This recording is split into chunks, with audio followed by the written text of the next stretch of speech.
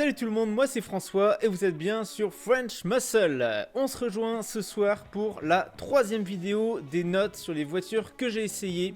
Alors troisième mais peut-être dernière vidéo sur le sujet, parce que oui c'est vrai que c'est intéressant, mais bon au bout d'un moment peut-être un peu rébarbatif. J'espère que dans les semaines à venir on pourra de nouveau sortir et je pourrai vous proposer de nouveaux contenus. Mais si c'est pas le cas, eh bien je pense pas refaire des vidéos sur les notes. Comme je dis, c'est un peu rébarbatif. Je vous le mettrai à la fin le tableau de toutes les notes que j'avais définies pour tous les essais que j'ai faits.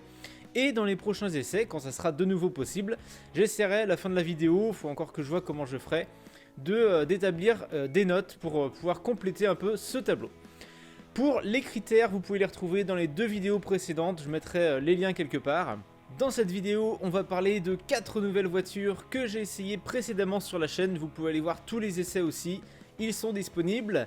Donc aujourd'hui, on va parler de la Ford Mustang 1969 d'Emmanuel, de ma Pontiac Firebird 1967, de la Chevrolet Camaro 2017 de Guillaume, et de la Ford Mustang réplique Shelby que j'avais essayé au musée. Et on commence tout de suite avec la Ford Mustang 1969 d'Emmanuel que j'avais essayé grâce au garage Le Musée à Nantes encore une fois. Alors c'est parti pour les notes. En tout premier lieu le look, et je suis parti sur un 6 sur 10 puisque pour moi la version coupée forcément est un peu moins désirable que la version fastback ou sports rouge ces années là. Il faut dire cependant qu'avec cette couleur rouge et les petites finitions là en noir satiné à différents endroits de la voiture, ça rendait plutôt pas mal, donc je reste sur un 6.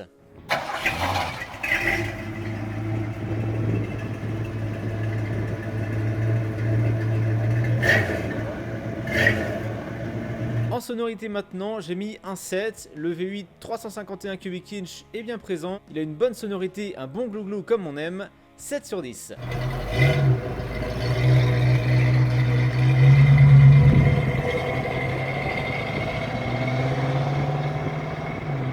En expérience de conduite, j'ai mis un 7 sur 10 aussi, quelques petits défauts par-ci par-là, rien de bien méchant, mais une voiture très agréable à conduire, efficace, à peu près tout fonctionnait, donc 7 sur 10. En cool factor enfin, j'ai mis un 6 pour la même raison un peu qu'au niveau du look, c'est-à-dire que c'est une voiture 69, c'est pour moi, comme je l'avais dit dans la dernière vidéo, la meilleure année pour les Mustangs, en coupé forcément un peu moins recherché, donc j'ai mis uniquement 6 sur 10. Ce qui fait un total de 26 points pour la Ford Mustang d'Emmanuel. Merci à toi, même si je sais que tu n'as pas donné ton aval pour l'essai puisqu'on l'a fait un petit peu dans ton dos. J'espère que quand tu as reçu la vidéo, ça t'a fait plaisir. Et j'espère que vous aviez apprécié l'essai de cette Mustang 69. On passe maintenant à ma voiture actuelle, la Pontiac Firebird 1967. Allez, je vais essayer d'être impartial sur cette voiture. C'est parti. En look, j'ai mis un 7 sur 10. C'est une voiture que j'aime beaucoup, identique à la Camaro, des mêmes années. Dans cette couleur dorée, moi je trouve que ça lui va très bien. Avec les jantes aussi qui sont très bien pour ce modèle là. Donc un 7, une plutôt bonne note.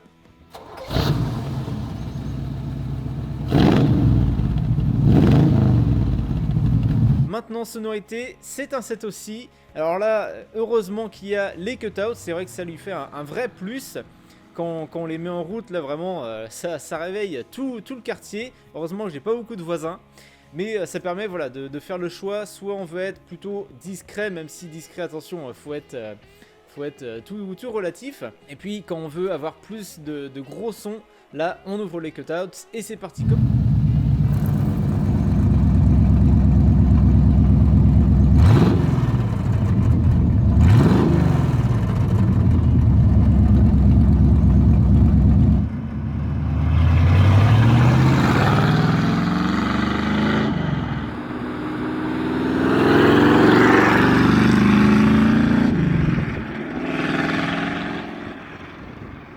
Maintenant, en expérience de conduite, c'est un 7 aussi.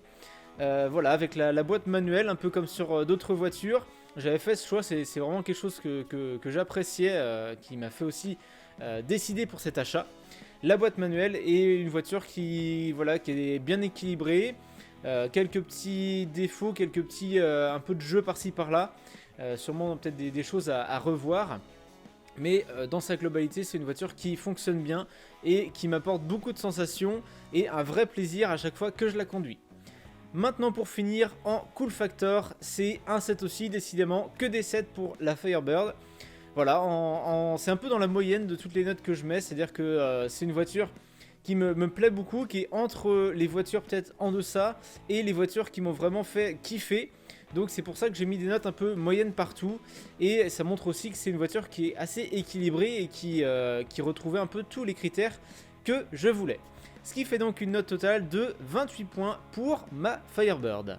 Avant de passer à la Camaro, je vous rappelle, si ce n'est pas déjà fait, de mettre le petit like sur la vidéo, de commenter, vous pouvez attendre la fin de la vidéo pour ça, me dire ce que vous pensez d'une des notes que je mets, et puis ce que vous auriez mis comme note, ou un peu le classement que vous auriez fait sur les voitures qu'on voit aujourd'hui. Allez, la Camaro 2017 de Guillaume maintenant, voilà les notes. En look, c'est un 6 sur 10. Alors voilà, c'est pas un secret, moi les voitures récentes, je les aime un petit peu moins niveau design que les anciennes. C'est vrai que voilà, à l'époque, ils pouvaient faire un peu plus ce qu'ils voulaient, et du coup ça a créé des designs vraiment fous, ce qui est un peu moins le cas maintenant. Les voitures sont un peu plus normées désormais, ce qui donne moins de possibilités aux designers. Alors il faut dire que la génération 5 de la Camaro, je la préfère un peu à la génération 6. La génération 6, c'est celle dont on parle maintenant. Mais je trouve que la voiture de Guillaume, quand même, avec cette superbe couleur bleue et les petites modifications qu'il a fait, elle rendait quand même très bien. Mais bon voilà, il fallait que je laisse quand même un petit peu moins que certaines autres voitures que j'ai essayées.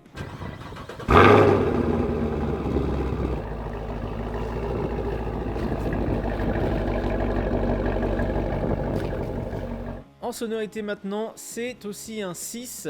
Et oui, c'est vrai que les voitures récentes, c'est un peu leur point faible, c'est-à-dire que en mode d'origine, et ça je crois que Guillaume va bientôt le changer, mais en mode d'origine, l'échappement est plutôt discret, notamment au ralenti. C'est vrai que quand elles accélèrent, bon bah voilà, ça marche fort, le V8 se fait entendre, mais au ralenti, c'est un petit peu moins le cas, et c'est pour ça que j'ai mis une note un peu plus basse.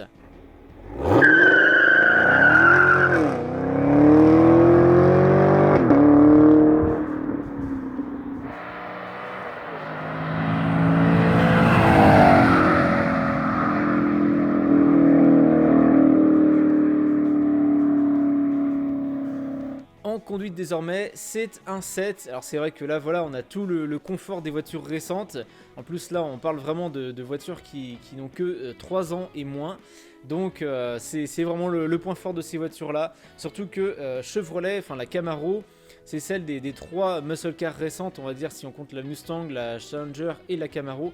C'est celle qui a un intérieur le plus, on va dire, confortable, le plus haut de gamme entre guillemets.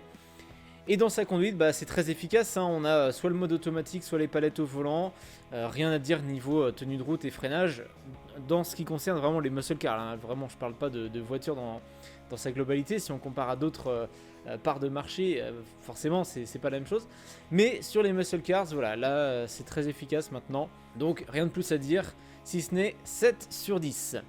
En cool factor maintenant, on revient sur un 6. Et oui, là aussi, voilà, c'est des voitures récentes qui n'ont pas encore peut-être le mythe des anciennes.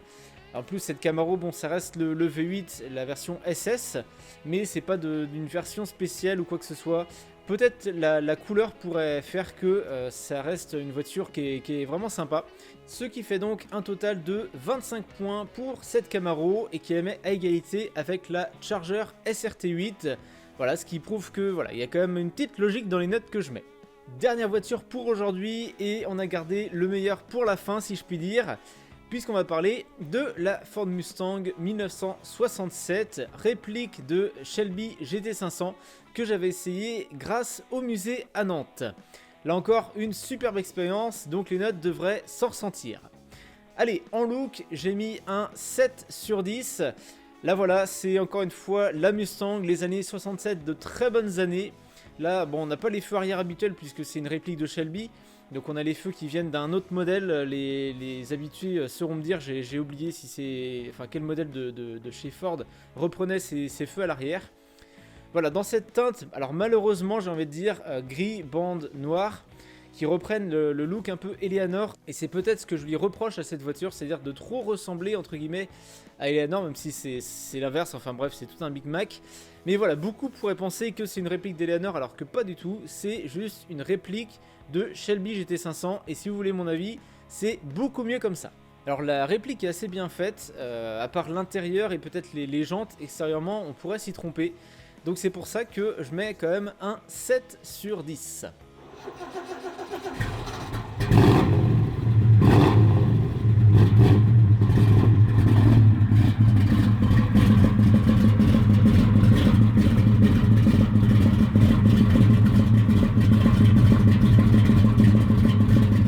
En sonorité, j'ai mis un 8, une bonne note pour cette sonorité parce que le V8 390 stroké, alors il me semble que c'est un 445 cubic inch au final.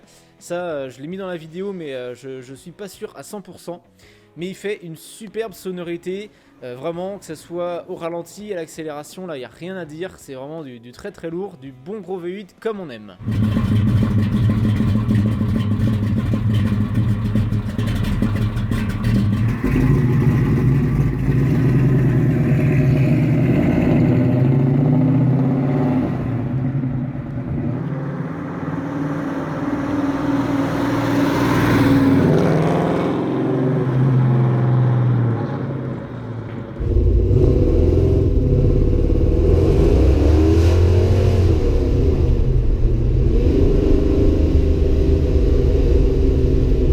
En expérience de conduite, j'ai mis un 8 aussi.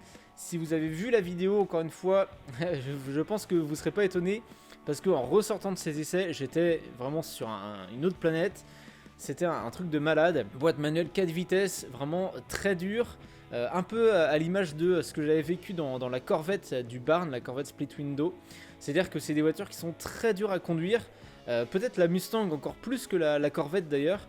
Je pourrais jamais imaginer rouler une telle voiture au quotidien alors que la plupart des autres, voilà, tant qu'il fait beau, c'est des voitures qu'on peut rouler assez facilement. Là la Mustang, honnêtement, si vous devez faire un cruising complet ou un long trajet, c'est quand même compliqué. Mais c'est justement ce qui fait que si vous l'avez, si vous le prenez en mode voiture plaisir, et ben c'est une conduite qui est extraordinaire. Vraiment, j'espère, enfin je vous souhaite de pouvoir essayer de telles voitures. C'est un truc vraiment spécial. 8 sur 10 en expérience de conduite. En cool factor, pour finir sur cette Mustang, j'ai mis un 7. Un peu comme la Mustang Sportsroof 69 de la semaine dernière. C'est-à-dire que voilà, ça reste une Mustang très très cool, mais ça reste une Mustang. Et donc j'ai envie de mettre un peu moins que d'autres modèles de muscle cars qui, pour moi, sont plus sympas, moins communs, dont on parle pas assez. Donc un peu la même réflexion que sur la Mustang 67. Après voilà, moi le fait que ça soit une réplique, ça me gêne pas trop si c'est bien réalisé et que c'est plutôt une réplique GT500 qu'Eleanor, encore une fois. Donc voilà le 7 sur 10 pour le cool factor, ce qui fait une note totale de 30 sur 40 et qui la place, vous le voyez, dans les toutes meilleures de mon classement. Maintenant, ça va être à votre tour de noter ces voitures, ou en tout cas de dire ce que vous en avez pensé. Donc allez, on se donne rendez-vous dans les commentaires pour en discuter. N'oubliez pas de vous abonner à French Muscle. Là en ce moment, comme je le disais au début, c'est un peu compliqué de créer du contenu nouveau, intéressant, qui va vous plaire. J'espère que ça sera de retour très bientôt. En attendant, je peux vous dire qu'il y aura des prochaines vidéos et j'espère qu'elles seront de mieux en mieux. Allez, n'oubliez pas de mettre le j'aime sous la vidéo, comme je vous disais, de commenter, d'aller voir les réseaux sociaux, Facebook et Instagram. Et moi je vous dis à la prochaine sur French Muscle. Ciao!